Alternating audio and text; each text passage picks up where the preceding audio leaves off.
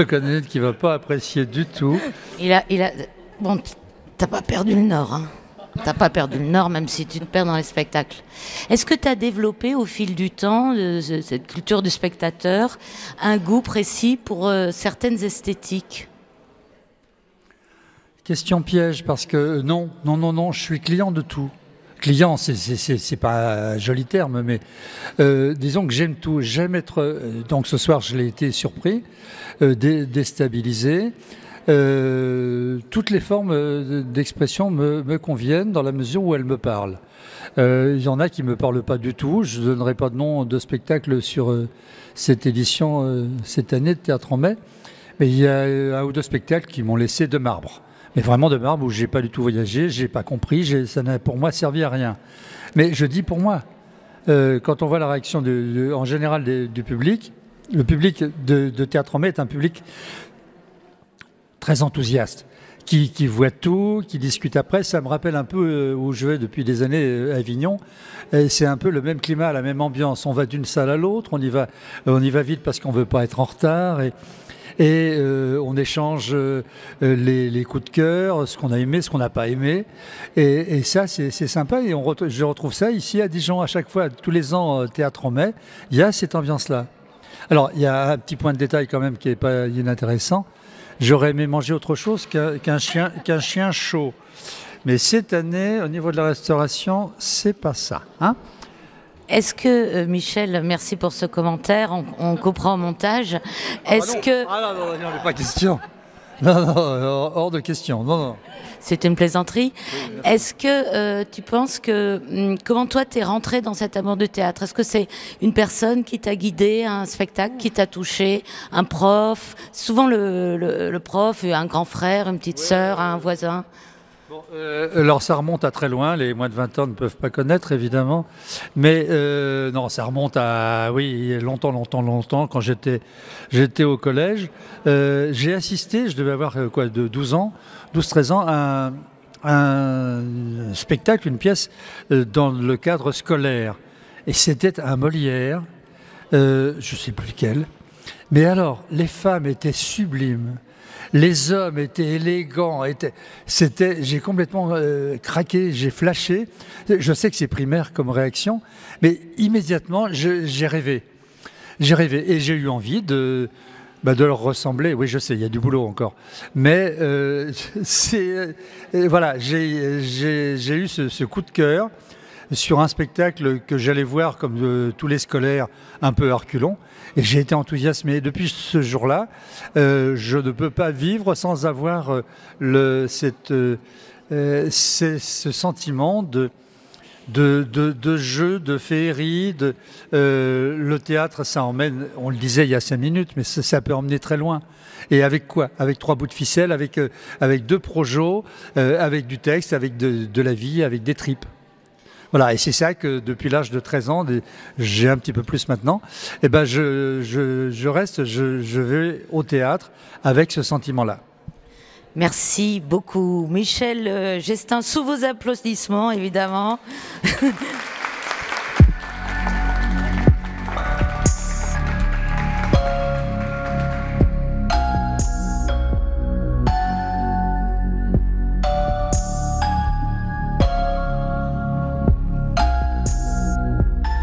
Radio en mai. Merci Michel, on te laisse le temps de rejoindre ensuite le spectacle. On n'est pas là pour disparaître sur un texte d'Olivia Rosenthal. La thématique c'est Alzheimer. Peut-être tu t'es renseigné. Non, pas du tout. Pas du tout, c'est très beau. Le comédien, mise en scène Mathieu Touzé. On les a reçus dans l'émission. Et on vous souhaite donc, Michel, à toi et à ton petit groupe de femmes, un excellent prochain spectacle. Et nous, on continue la radio avec Nathalie Béas, qu'on est évidemment ravis de recevoir.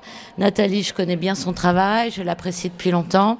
Le travail et la personne, qui est d'une grande allégresse, d'une grande simplicité. On sort du spectacle à l'instant et on est plutôt, personnellement, je suis plutôt dans un état de nostalgie diffuse. de mélancolie profonde. On est allé chercher avec elle, ou elle semble nous avoir proposé ce soir d'être allé chercher avec elle, c'est pour Michel qui écoute, parce que, quelque chose de l'enfance.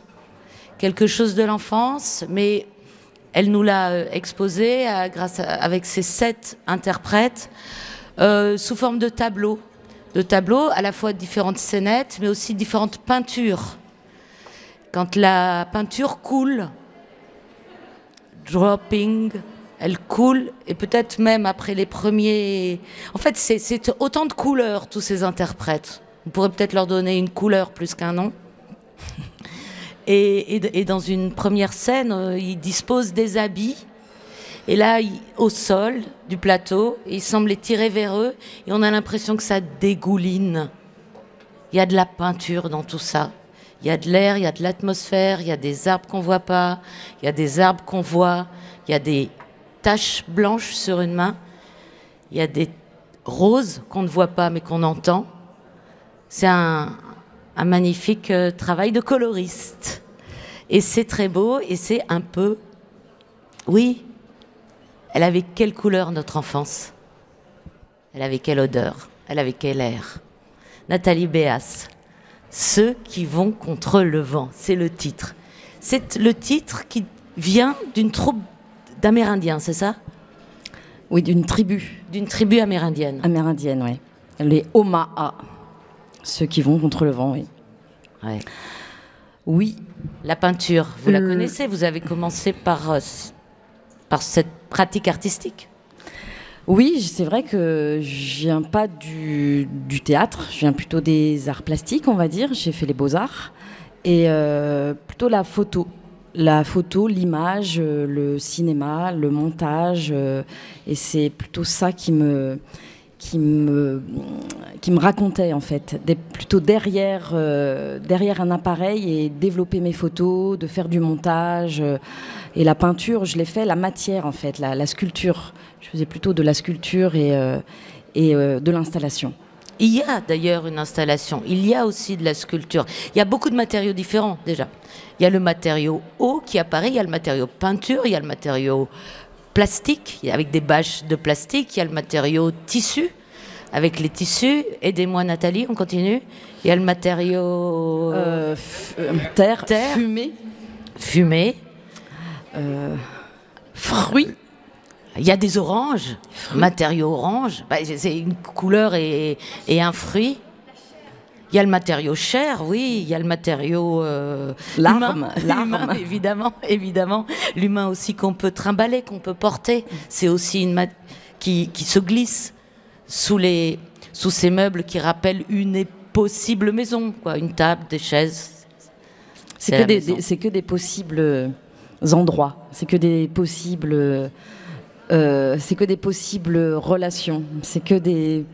Voilà, c'est une entité à 7 têtes et qui se déplace comme ça. Et voilà, c'est une histoire de famille, de fratrie, de tribu, de meute, de collectif et d'individus qui s'éloignent de cette tribu et puis qui revient. C'est une variation aussi sur l'absence. Ça commence par une absence, ça commence par une recherche. Où est-il? Et qui? Et quoi? Qu'est-ce qu'on a perdu? En fait, c'est plein de questions que je mets au plateau. Je réponds à rien, en fait. Je donne pas de réponse. C'est des évocations, on essaye d'ouvrir des portes. Et le public va vers ces portes ouvertes ou n'y va pas. Mais voilà, c'est plein de portes que j'essaye d'ouvrir. Qui s'ouvrent par des actions ou des images. Des scènes qui sont tantôt rythmées sous un mode dynamique et tantôt sous un mode un peu plus contemplatif. Il faut garder le rythme quand même, on est au spectacle. Voilà. Il faut faire du montage instantané. Oui, et puis on est sur l'instant présent, en fait. C'est vraiment cette idée d'être surpris par tout ce qui peut se passer. Et puis voilà, c'est un travail vraiment sur le temps qui passe, le temps qui est là, l'instant un verre peut tomber et il y a quelque chose qui se raconte avec ce verre qui tombe, quoi. Enfin, et tout devient une histoire, une table, une nappe. Oui, c'est un précipité parce que il faut faire vivre dans une scène peut-être un début, un milieu, une fin, ou en tout cas autre chose. Et très rapidement, une scène assez romantique peut se transformer en un conte cruel. Il y a cette scène assez troublante. J'aimerais en savoir plus. Moi aussi, Michel, je comprends pas tout. Je fais semblant. C'est juste la différence entre vous et moi. La comédienne arrive, s'installe devant une table, elle parle, elle semble guillerette, et puis elle pose sa tête sur une assiette, et ensuite elle prend un verre d'eau comme on apprête une tête de cochon, quoi. Un nappage crémeux, sauf que c'est pas du tout l'esprit de la scène, et ensuite elle prend la carafe, et elle se met toute l'eau sur la tête, étant elle de profil, donc on voit sa face, son geste et cette tête sur une assiette. Qu'est-ce qu'il faut comprendre là-dedans? D'où elle vient déjà, cette scène? Comment elle est arrivée? Alors, comment arrivent les scènes? Les scènes, elles arrivent d'un inconscient, en fait. Enfin, quand je crée, je me laisse complètement emporter par des visions. C'est tout, quoi. C'est peut-être... mais c'est tout. C'est des visions que j'ai. C'est-à-dire qu'on a travaillé autour du texte de Rilke, que Camille dit, un moment, juste avant. Camille Trophème, une des 7 interprètes qu'on recevra tout à l'heure d'ailleurs, mais dans un autre répertoire. Et en entendant le texte que je lui donnais à lire, à dire, à apprendre, j'avais envie que les interprètes viennent lui amener la table autour d'elle, quoi. Et puis la table avec l'assiette. Et j'ai vu une tête dans cette assiette. Comment on peut symboliser beaucoup de choses. Je ne sais pas si d'où... Ça appelle la peinture, c'est une nature morte. Mais oui. C'est aussi une nature morte. Ah bah oui, Michel, il dandoline de la tête. Il commence à m'énerver, Michel. Hein. Il commence à m'énerver. Qu'est-ce qu'il y a? Si, c'est vrai, picturalement, ça ressemblerait. D'ailleurs, il y a une très belle exposition actuellement à Dijon, au Musée Magnien. C'est vrai? La peinture du XVIIe siècle. Il y a une salle consacrée aux natures mortes. Et il y a un très beau tableau de poissons luisants. Je me suis dit, tiens, oui. Mais il y a de ça, bien sûr. Il y a de la nature morte. Il y a des têtes de nature morte. Michel lève le doigt. Je fais partie des générations bien élevées. Est-ce qu'il y a de l'impro? Non. Je ne travaille pas, tout d'impro en improvisation, non. Étonnant. Non. Après, bien sûr que l'orange qui va tomber par terre, je ne la calcule pas, quoi. Ces moments, il y a des petits moments comme ça, mais c'est quand même assez écrit, en fait, la traversée des oranges. Avec les femmes debout sur le plateau et les oranges. Bien sûr qu'à ce moment-là, c'est un moment plus libre, on va dire. Mais bon, elles tombent d'un côté, de l'autre, ça c'est écrit, par exemple. Tout est écrit, enfin, même ce qu'ils disent à l'intérieur de ça. Mais c'est des petits moments de vie. Et moi, j'appelle pas ça des impros, en fait. C'est plus des moments de bulles qui s'ouvrent sur une écriture très... c'est de la broderie, en fait. Et dans cette broderie-là, il y a un petit trou. Et c'est des petits trous comme ça qui... mais bon, voilà, dans le théâtre, on appelle ça des improvisations, mais j'écris pas du tout en improvisation. Je ne fais pas improviser les acteurs. Je leur demande de me laisser rêver sur eux.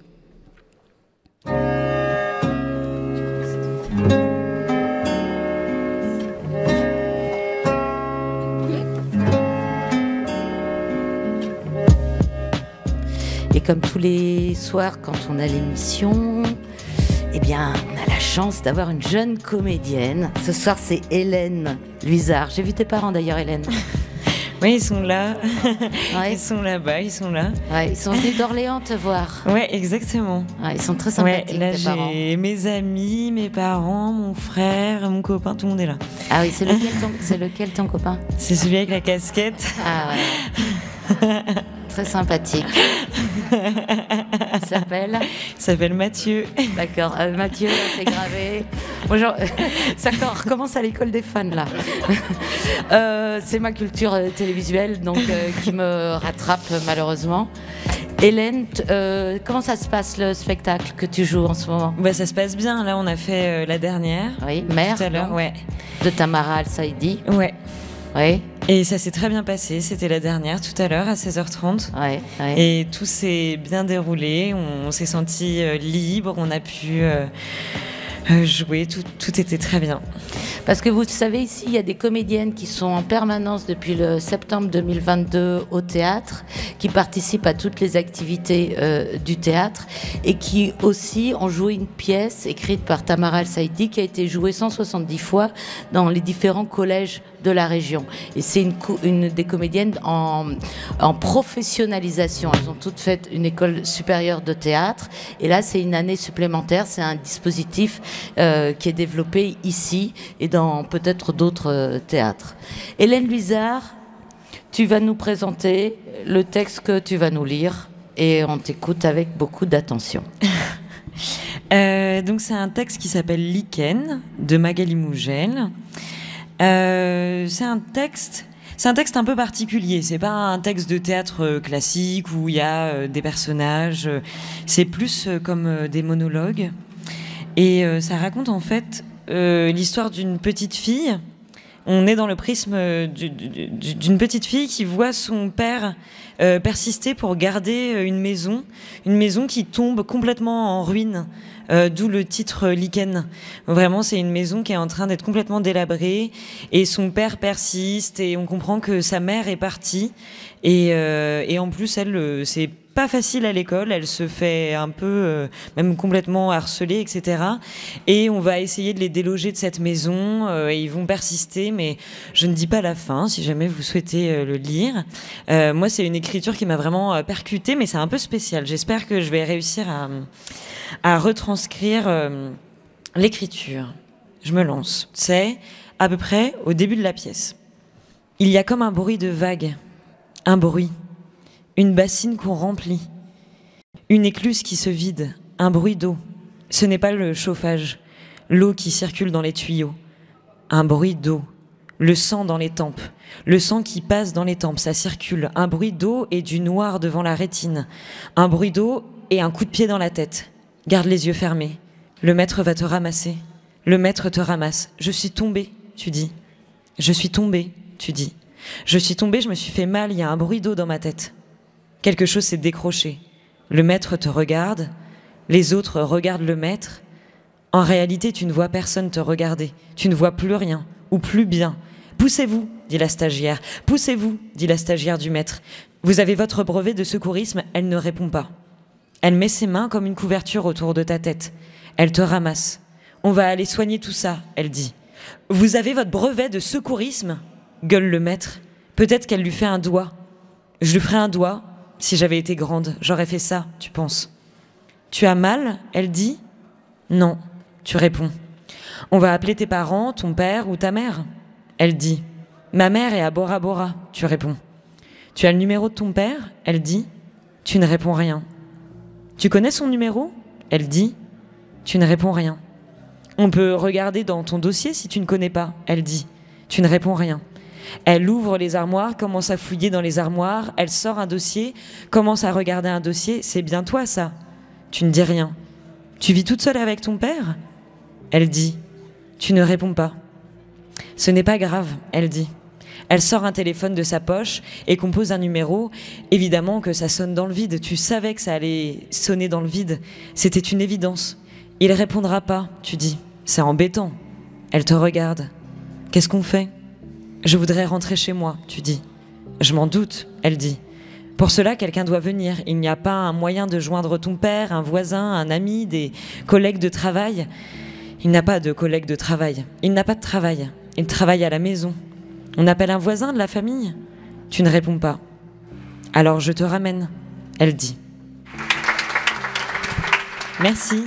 Merci. Bah, écoute, on te souhaite beaucoup de réussite, beaucoup de beaux contrats, du beau théâtre, des belles choses dans ta vie de comédienne qui commence. C'est chouette. Merci de nous avoir accueillis sur la radio. Tu reviendras nous voir dans 10 ans, dans 20 ans, dans 30 ans, dans 40 ans. Michel sera toujours là. Tu peux compter sur lui. Et les deux dames qui sont avec lui aussi. On a dans l'émission, vous le savez aussi, un envoyé spécial. Voilà, on a voulu faire... on a l'émission, gros budget. Et donc, on a un envoyé spécial, c'est la chronique Théo Stéphane. Et sauf que moi, je cherche plutôt le réalisateur. Alexandre Planck, qui est en grande discussion. Donc, je vais vous présenter la séquence qu'on aura ensuite, une fois qu'on aura trouvé Stéphane. Ah non, mais on l'a, Stéphane. Ah. On l'a, Stéphane. Il arrive. Alors, on appelle Stéphane, on a le Stéphane, on appelle Stéphane. Mais bon, je vais pas te faire... Reste avec moi. Allô ? Voilà. En fait, je crois qu'on est tout proche ce soir. Ah, c'est pour ça qu'il y a du Larsen. C'est parce que tu nous... Voilà, ouais. voilà. Théo Stéphane, ce soir, c'est le Parvis Saint-Jean. Ok. Figure-toi que je me suis beaucoup baladé là pendant ces jours de festival. Toutes les émissions de Radio On Met ont été réalisées depuis le tri. Je suis baladé effectivement dans les différentes salles pour avoir un petit aperçu de ce que les gens avaient pensé des spectacles. Et ce soir, je suis pas allé bien loin. Je me suis dit qu'on allait peut-être vous faire pénétrer dans les endroits cachés du Parvis Saint-Jean. Ah ben. Et je me trouve... C'est pour ça que ça résonne peut-être un petit peu aussi sur les hauteurs du Parvis avec Alexandra. Alors, bonjour Alexandra. Stéphane. Bonsoir tout le monde. On lève la tête. Alors tout le monde lève la tête, tout le monde trouve Stéphane et Alexandra. Alors non, parce que on est quand même un tout petit peu caché. Hein. Okay. Et puis on fait les choses en sécurité. On va essayer de rester vivant jusqu'à la fin de Radio en Mai et jusqu'à la fin du festival. Alexandra, toi tu t'occupes des visites régulièrement ici. Tu fais visiter le Parvis à des scolaires et à des groupes. Et là, on est dans un endroit que tu ne fais jamais visiter. Ben non, parce que quand on a des gens qui ont éventuellement le vertige, je ne dirais pas que c'est ton cas par exemple, mais on se rend compte que c'est pas évident. Donc voilà, pour des questions de sécurité, quand on visite, on fait visiter les locaux techniques, le plateau, les loges, évidemment le hall et tout l'aspect historique, mais on monte jamais sur les passerelles et encore moins au-dessus de la boîte noire où on était tout à l'heure et qui surplombe tout le hall. La boîte noire. Celle qu'on appelle Dark Vador. Exactement, le Dark Vador, comme on l'appelle entre nous, et qui contient tout ce qui fait théâtre, en fait, toute la salle. Donc de cet endroit, on voit très bien les voûtes, très bien la voûte, puisqu'on s'en rapproche. On peut voir les peintures, on peut voir des décors qui ont traversé les siècles. Ouais. Alors là, les auditeurs qui sont dans le hall, la voûte, elle est à 25 mètres au-dessus de leurs yeux. Enfin, au-dessus de leur tête.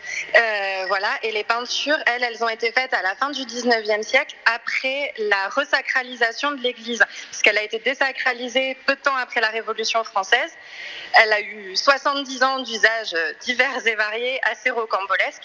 Et quand elle a été resacralisée, on a fait toutes ces peintures pour lui redonner un peu de faste pour accueillir les paroissiens. Là, le soleil est en train de se coucher, on voit la lumière qui passe par les vitraux. On en est un peu plus près effectivement que vous, Alexandra, oui, Alexandra est avec moi. Alexandra qui a les pieds sur terre, mais c'est vrai qu'on s'élève quand on est là. Et puis, c'est que quand on regarde les vitraux, on voit de part et d'autre des rideaux. Parce que là, effectivement, c'est très lumineux, mais dès qu'on a un spectacle, on doit tirer les rideaux, c'est manuel. Je ne sais pas si les gens peuvent voir, mais il y a des petites ficelles qui descendent de part et d'autre. Donc, il faut les actionner manuellement et on ferme les rideaux et c'est comme ça aussi que le spectacle peut commencer. Alors, on repart sur la passerelle, Alexandra. J'ai 62 marches précisément, 68 pardon, à descendre pour venir. Je vais arriver très très vite. Après ça va peut-être prendre 2-3 minutes et puis avec l'écho, ça va être un peu compliqué de se parler. Écoute, vous rejoindre les copains. Et en plus, pour cette dernière de Radio en Mai. Écoute, on t'attend sur le plateau. Ça sera plus simple. Ils sont perdus. Ah, c'est beau ce son.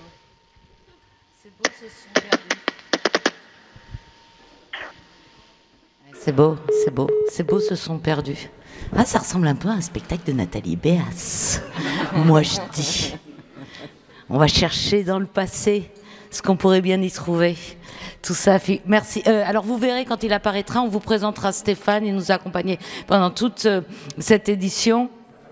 Et je compte sur vous pour l'applaudir chaleureusement.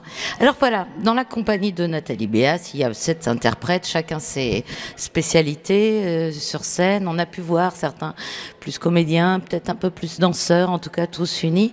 Alors il se trouve que j'ai une affection toute particulière pour un grand fou rire que Camille Trifem... Trofem. Ah, Trofem en plus. Quel nom de famille. Camille Trofem. D'où ça vient? Trofem.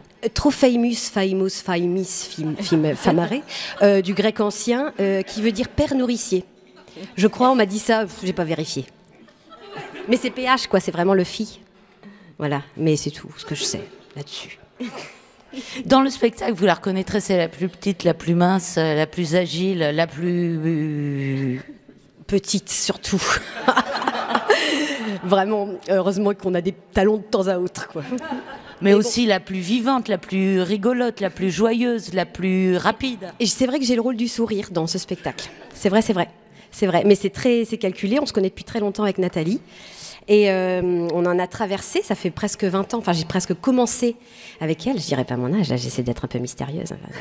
Hop, je te brouille les cartes. Mais bon, voilà, j'ai grandi, vraiment, voilà. Et là, il y avait vraiment le contrepoint. C'est vrai, il y avait le contrepoint, le sourire, ce contrepoint-là, c'est vrai. La sœur cachée de Nathalie Béas, le côté joyeux de la lune.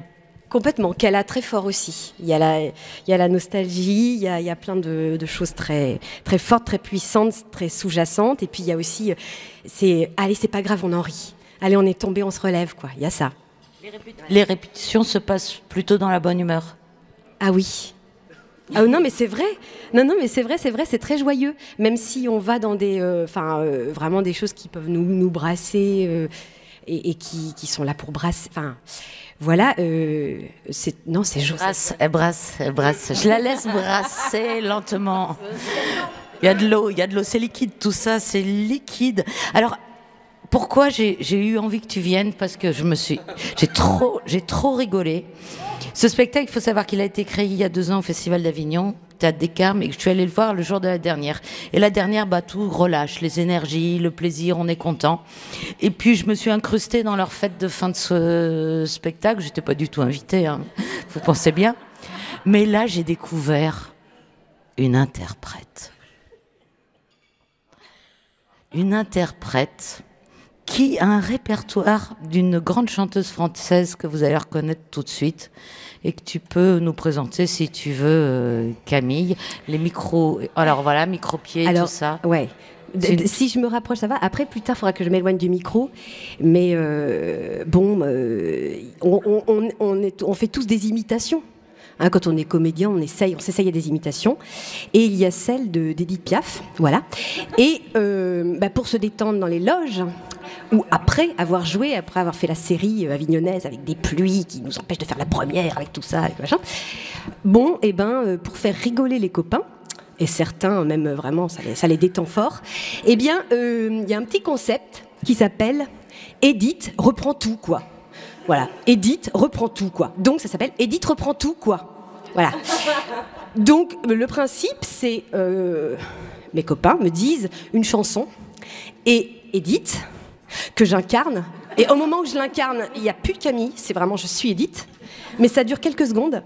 Je fais la chanson, mais en général, je la connais pas entière et puis c'est pas drôle si je fais toute la chanson. Donc c'est vraiment 2 phrases. Voilà. Alors à la radio on voit pas, mais il y a une transformation physique, enfin il y a un truc, voilà.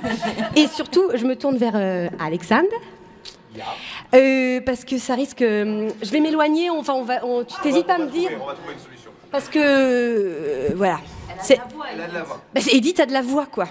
Voilà. Donc alors après on peut se dire, je sais pas, vous pouvez choisir une chanson que vous aimez, moi je vais donner le micro à tes copains, hein. Oui, voilà, et puis Et puis on y va, et puis après... La compagnie créole. Alors oui, mais laquelle de la compagnie? Au bal masqué.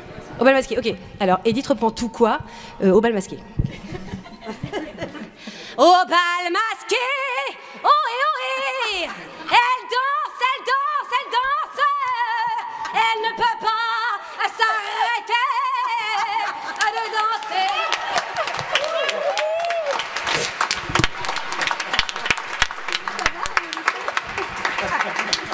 Ça sature. Marc Lavoine, elle a les yeux revolver. Ok. Elle a les yeux revolver. Elle a le regard qui tue.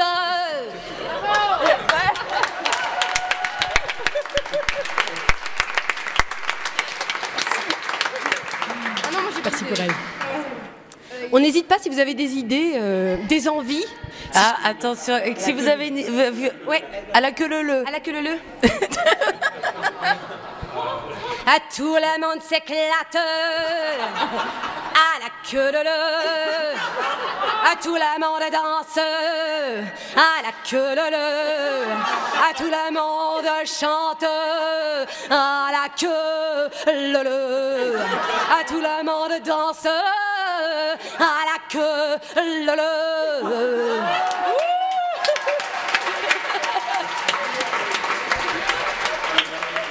Est-ce qu'elle chante Edith Piaf? Ah oui, alors, mais par contre, Edith Piaf reprend pas Edith Piaf. Ben voilà. Mais par contre, je peux bien te le faire après. Je vous le ferai après. Parce que là, ouais. Bon, prépare-toi. Mais après, ouais. Une petite dernière, mais on la garde quand même sous la main parce que c'est très bien pour les séances si jingle. Une petite envie. Moi, j'aimerais bien. Tu fais dans le moderne aussi, t'as un répertoire contemporain? Oui, mais il faut juste que je connaisse ou alors. Par exemple, si je te dis Juliette Armanet, le dernier jour du disco, bah oui, tu peux. Oh, ok, d'accord. Okay. Bah voilà. Alors, attends, parce que couplet refrain. Ouais, je sais pas, parce que bon, on va faire le refrain. Le dernier jour du disco, je veux le tatouer sur ma peau. Je le passe à rougir, c'est pas tout à fait ça, comme un coquelicot. Le dernier jour du disco. Mais c'est génial! Mais quel talent! Tu restes avec nous parce qu'on en veut d'autres.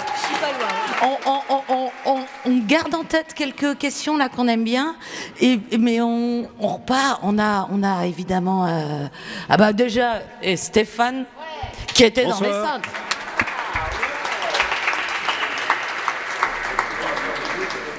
Excellent. Bravo, c'était peut-être même la meilleure là. On a levé la tête, on voyait rien, mais on t'entendait. Alors on a été obligé de se cacher avec Alexandra parce que ça résonnait énormément et ça bouclait avec la diffusion de Radio en Mai. Mais elle s'est bien foutue de moi d'ailleurs, Alex. C'est flippant là-haut, hein. C'est flippant. On est à 25 mètres à peu près, c'est ça. Et voilà, donc voilà, quand on a le vertige, c'est pas une bonne idée. Et on comprend pourquoi c'est pas ouvert, même lors des journées du patrimoine, c'est pas un endroit où on peut monter, hein. Merci beaucoup. Sous les applaudissements chaleureux, nourris de la foule, Stéphane qui a fait un exercice qui est quand même compliqué à faire en radio. De trouver comme ça, dernière minute, quelqu'un dans la queue. Bravo, merci. On a été voir nous aussi La Belle. Alors La Belle, c'est Isabelle qui travaille au théâtre depuis toujours. C'est sa maison. 45 ans de métier, elle part à la retraite dans quelques mois. On devait l'inviter en fait, normalement, en live. Je la soupçonne d'avoir un peu eu peur de ses émotions. Après, elle bosse aussi, donc elle avait du travail à faire, mais bon, moi j'imagine. En tout cas, on s'est installé sur les marches avec Alexandre ce matin et on l'a écouté. Merci La Belle.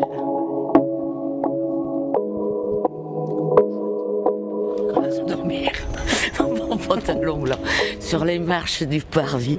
Mais combien de fois tu t'es assise sur les marches du parvis, La Belle?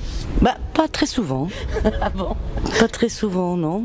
Oui, pendant le festival, c'est vrai qu'on profite, on fait une petite pause au soleil parce que c'est Ça fait du bien, on recharge un peu les accus, on s'en met un petit peu de vitamine C, mais D, pardon. Mais ouais, autrement en saison, non, jamais. Bah non, on n'a pas le temps. Qu'est-ce qu'on fait alors? On travaille, tu travailles? On travaille, oui. Tu travailles depuis 40 ans? Ça fera 45. 45 ans. Jamais envie de quitter le théâtre Dijon-Bourgogne? Ben non. non, j'ai pas eu l'opportunité, mais non, je suis bien, c'est vraiment ma deuxième maison, comme on dit. Je pense que j'ai passé plus de temps au théâtre que finalement que chez moi. Ouais. Hormis les vacances scolaires, les vacances d'été, mais quand tu y penses, oui. T'as commencé très tôt, finalement, le théâtre. Parce que t'étais comédienne amatrice à Beaune. Oui, j'ai commencé comme amateur au théâtre de Beaune. À l'époque, il y avait un tout petit théâtre de poche. Il y avait des ateliers et le théâtre de Bourgogne, à l'époque c'était Michel Imbert, créait leur spectacle, mais dans ce tout petit lieu. C'était assez drôle.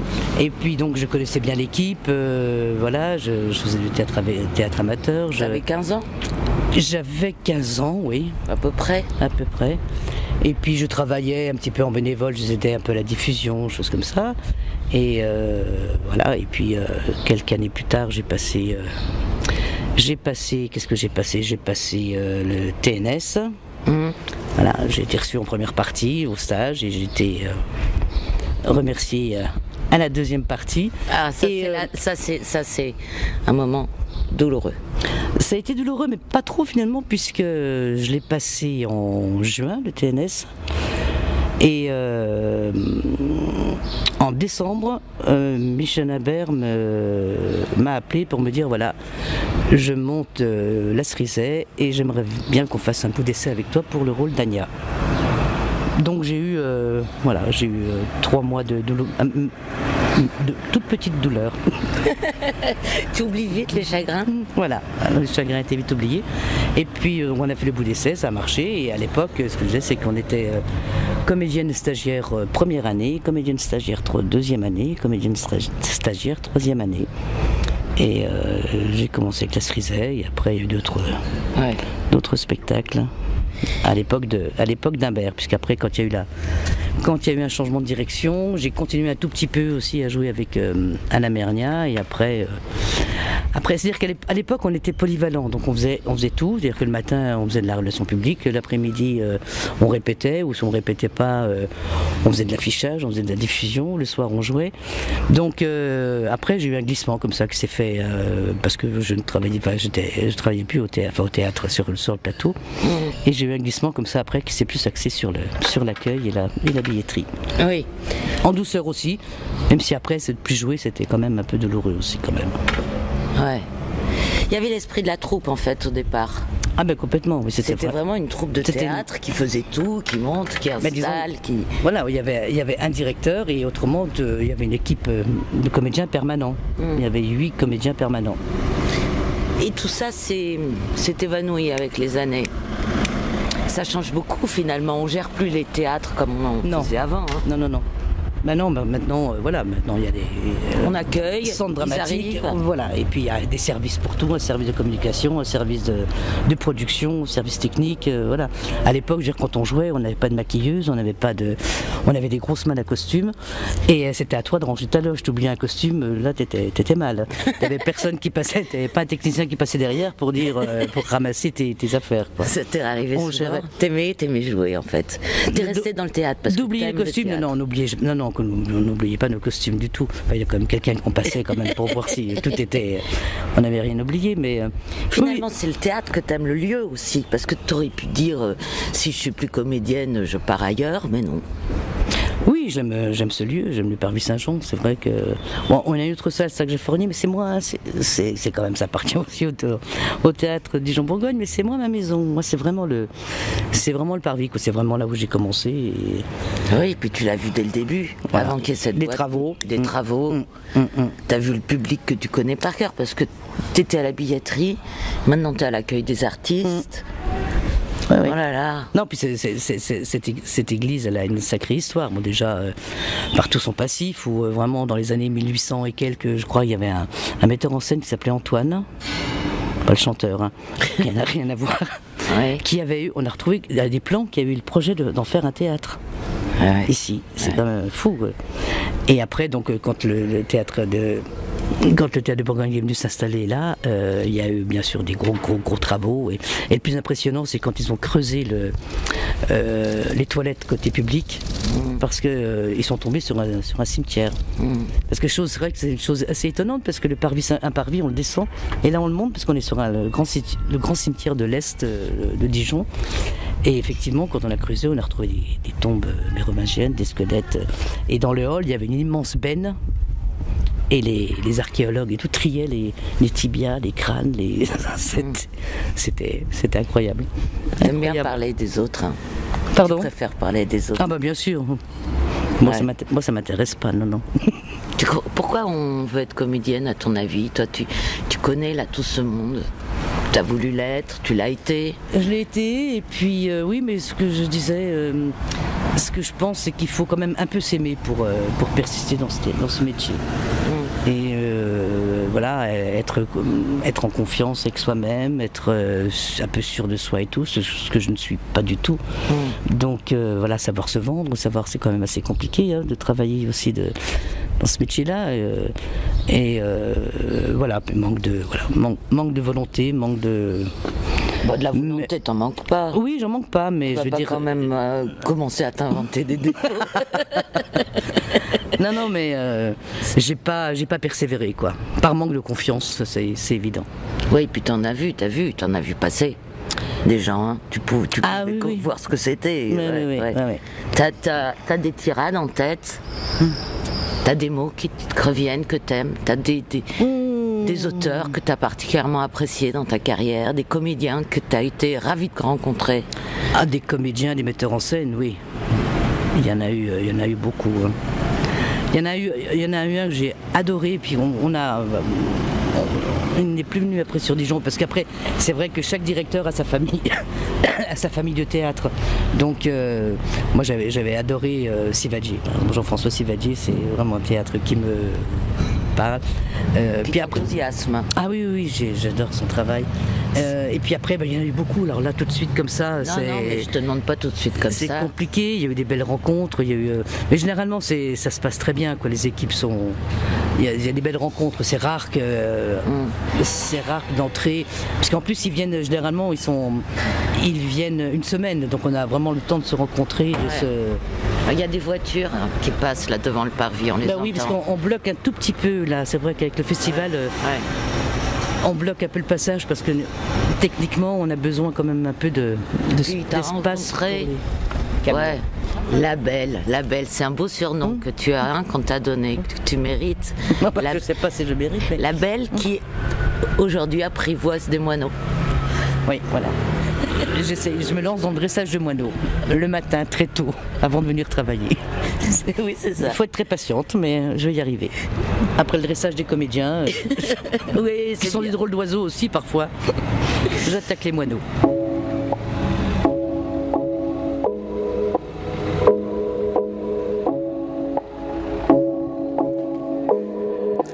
La Belle, donc sur les marches du Parvis ce matin, on était samedi, 11h du matin, enfin 11h15 parce qu'on avait un peu de retard, mais La Belle nous attendait, précise, à l'heure.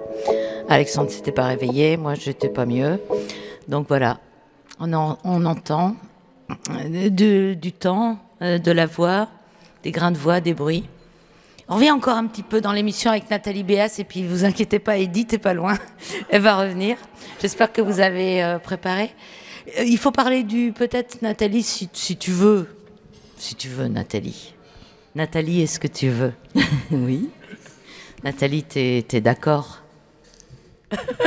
De quoi? Parler de quoi? Elle est quand même méfiante, hein.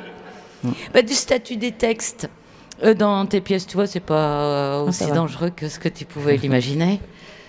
Il y a plein de bribes de textes. C'est comme une bibliothèque ouverte. C'est un petit peu la bibliothèque idéale, la tienne peut-être. Tu cites un petit peu tout ce comment on dit, ce corpus textuel. Alors il y a beaucoup de poésie parce que c'est quelque chose qui me suit depuis que je suis enfant, qui me touche, qui m'habite. Donc il y a Flaubert, il y a une lettre de Flaubert, des correspondances de Flaubert. Et puis il y a un texte de Dostoïevski.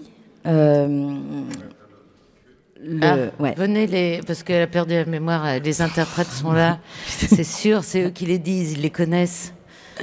Merci mon ami. Karim Fatihi est venu à la rescousse de Nathalie Béas. Le rêve d'un homme ridicule de Dostoïevski, absolument. Voilà. Il y a aussi Rilke. Voilà. Il y a un poème de Rilke. Il y a Duras. La vie Duras, voilà. la vie tranquille. Ouais, la vie matérielle. La vie matérielle. C'est le Duras. passage où elle parle des femmes qui aiment pas faire le ménage. Du désordre. Oui. Enfin, non, mais bon, c'est vulgairement résumé par moi. C'est ce que je pensais, en effet. Gertrude Stein. On entend ici à gauche alors Gertrude Stein. Clément nous dit Gertrude Stein. C'est ça. Et comment ils arrivent ces textes? Comment tu choisis ces passages ils sont là déjà. Alors déjà ils sont là. C'est des passages qui sont là, qui sont déjà marqués dans ma bibliothèque. Ils ont déjà les coins de la page jaunie. Signé. Tu classes comment tes bouquins dans ta bibliothèque? C'est par ordre alphabétique, par genre littéraire, par couleur? Par genre littéraire. Voilà. Donc tu as essai, poésie. Poésie, ça prend toute la bibliothèque? Non, j'ai beaucoup de livres de peinture et de photos. Mais aussi beaucoup de livres de poésie, ouais. Et puis... Les romans, tu lis des romans? Un petit peu, mais... T'as lu un bon roman récemment? Parce que c'est bientôt l'été, on veut lire un bouquin. Qu'est-ce qu'elle va me dire?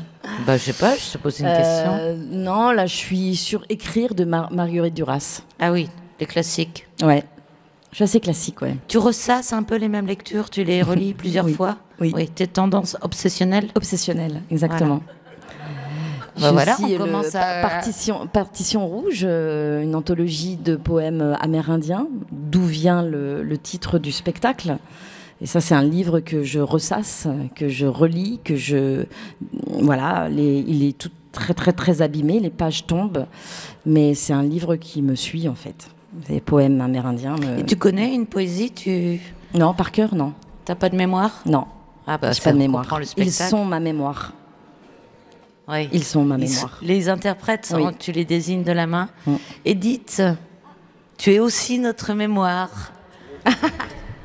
On va finir l'émission. Bon, évidemment, Édith, elle est quand même géniale. On peut l'encourager.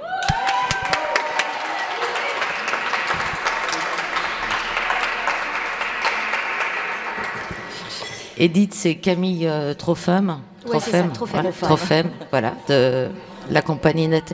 J'ai jamais dit le nom de votre compagnie. Elle a un nom? C'est la compagnie Nathalie Béas.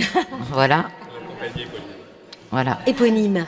On va avoir une improvisation toujours aussi spontanée, vivante et rigolote de Camille. Et puis, nous, je donnerai le micro à Alexandre parce que je crois que j'ai beaucoup parlé aujourd'hui.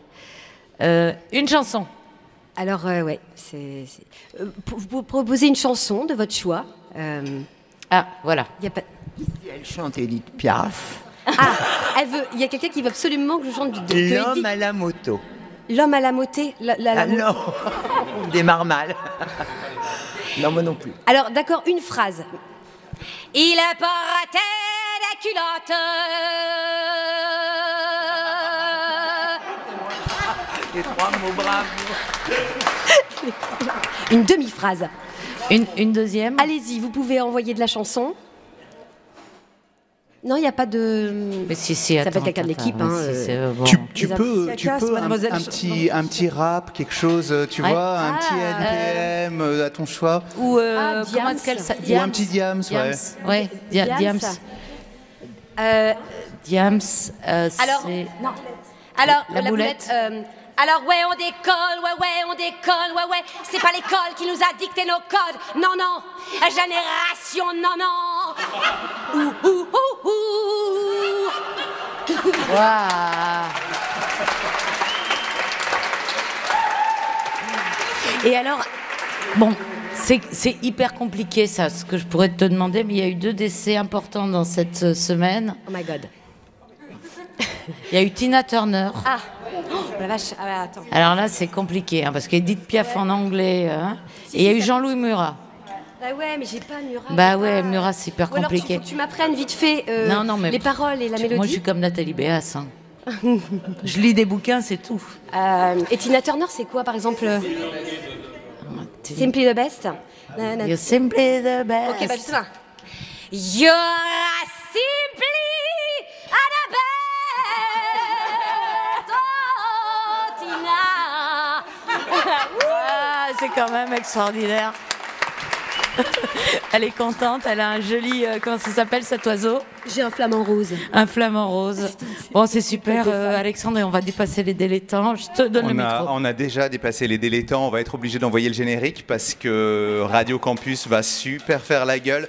Ce qu'on veut faire, c'est remercier absolument tout le monde du théâtre parce que c'est notre 8e émission. On est là depuis le début du festival et lentement le festival, ça finit demain, c'est ça? Il y a encore des spectacles demain.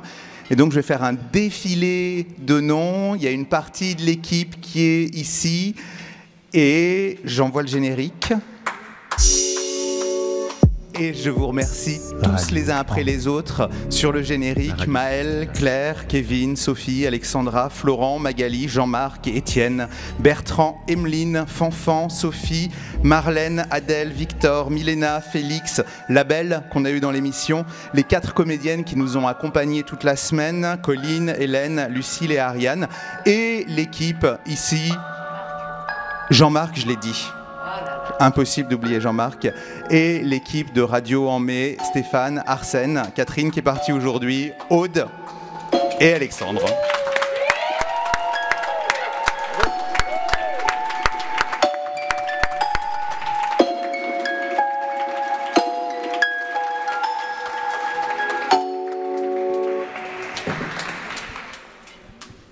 Et c'est fini.